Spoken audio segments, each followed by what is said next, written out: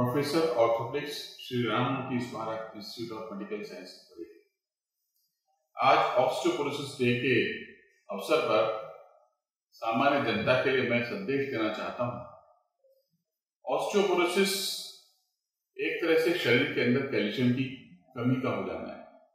यदि शरीर के अंदर कैल्शियम की कमी होगी तो ना तो हमारी हड्डियां ही मजबूत होंगी और ना ही हमारी मांसपेशियों में ताकत होगी। अगर हम लोग बचपन में पैदल स्कूल जाते हैं 5 से 10 किलोमीटर दूर या साइकिलिंग करके आते जाते हैं तो हमारी हड्डियों के अंदर कैल्शियम का स्टोर काफी अच्छा बना रहता है और मांसपेशियां भी सशक्त रहती हैं। यदि हमारे जीवन में शारीरिक शिथिलता बनी रहती है किसी भी कारण से, चाहे वो किसी बीमारी के कारण हो या हम अपने लाइफ स्टाइल की वजह से बहुत अधिक पैदल नहीं चल पाते हैं या साइकिलिंग नहीं कर पाते हैं या किसी और तरह का व्यायाम नहीं करते हैं, तो हमारे शरीर के अंदर हड्डियों में तथा मांसपेशियों में कैल्शियम की काफी कमी हो जाती है। अगर बॉडी में कैल्शियम की कमी होगी तो जगह जगह शरीर में दर्द का होना, मांसपेशियां कमजोर होना और शारीरिक शिथिलता मनुष्य को घेर लेती है।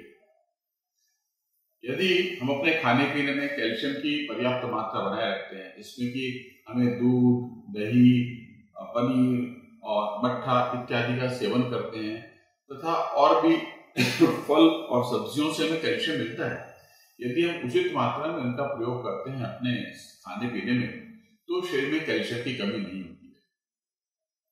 इसके साथ साथ कैल्शियम की उचित मात्रा का शरीर में होना इस बात पर भी निर्भर करता है कि हमारे शरीर में विटामिन डी भी पर्याप्त मात्रा में होना चाहिए, क्योंकि विटामिन डी की पर्याप्त मात्रा यदि शरीर में नहीं होगी तो हमारे खाने में से भी कैल्शियम बॉडी में एब्जॉर्ब नहीं होगा, शरीर के अंदर नहीं जाएगा।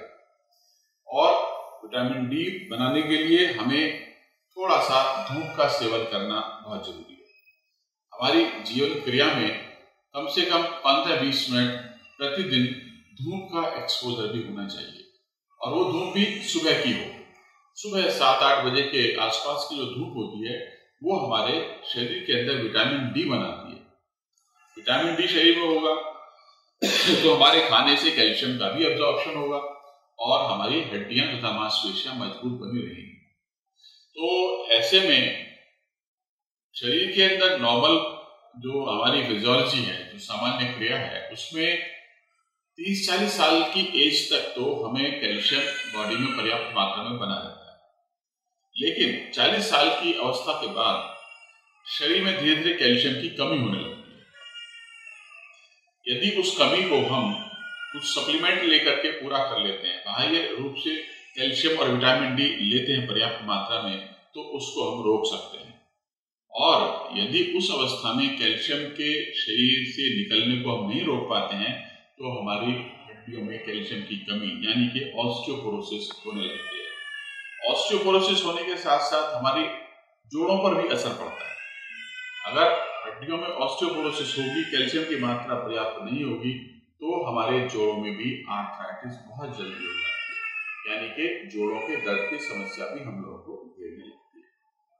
तो अतः मैं आप सबसे यही अनुरोध करूंगा कि एक तो अपनी दिनचर्या में शारीरिक व्यायाम, जिसको कि हम पैदल चलना, साइकिलिंग करना या जिम जाकर के एक्सरसाइज करना किसी भी रूप में ले सकते हैं, तथा धूप का एक्सपोजर जो कि विटामिन डी सिंथेसिस के लिए बहुत जरूरी है, इत्यादि अगर हम अपने नॉर्मल दिनचर्या में बनाकर रखते हैं तो हमें ऑस्टियोपोरोसिस को रोकने में काफी सहायता मिलेगी, जिससे कि हमारी मांसपेशियों की हेल्थ, हमारे जोड़ों की हेल्थ, हमारी हड्डियों की हेल्थ सामान्य बनी रहेगी और हम अपने जीवन को निर्बाध तरीके से जीने के लिए वो हमें मदद करेगी।